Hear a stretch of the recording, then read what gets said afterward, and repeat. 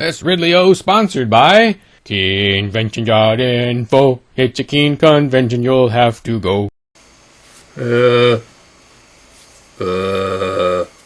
Whenever the federal government decides to reform something, we can be fairly sure the problem is about to get worse, especially if they call the plan bipartisan. Cadabra-ab. The bipartisan immigration reform proposal launched last week in the U.S. Senate will be no different. Whoa, Congressman, I'm running for Congress. Get out of here. The new plan, introduced by Senators McCain and Schumer, would provide a path to citizenship for many of those in the United States illegally. This would only begin after the borders are deemed secure and applicants have paid fees for their illegal entry. They must also pay back taxes on their earnings while working here without government permission. Those on a path to citizenship would be subject to background checks and would be monitored while in the U.S.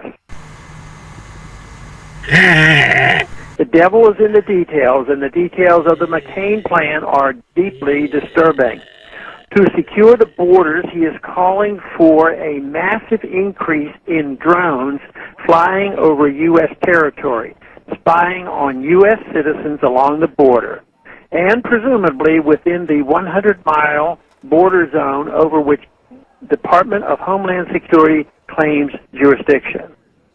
What if these drones detect suspicious activity unrelated to illegal immigration? Imagine the implications for the federal government's disastrous war on drugs. Imagine what's left of the Fourth Amendment completely tossed into the trash can. The private prison system in the U.S. that now benefits from the war on drugs and illegal immigration will no doubt look forward to a booming business thanks to the army of drones overhead.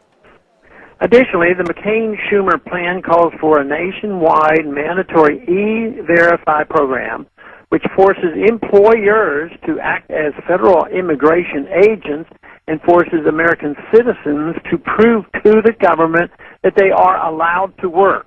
E-Verify is an East Germany-like program that creates a massive federal database of every American citizen and notes whether or not they are permitted to work. As Cato Institute privacy expert Jim Harper noted of E-Verify, potentially tens of thousands of American citizens would come up as false positive for illegal status, denying them the right to work and forcing them to prove to the government that they are not here illegally.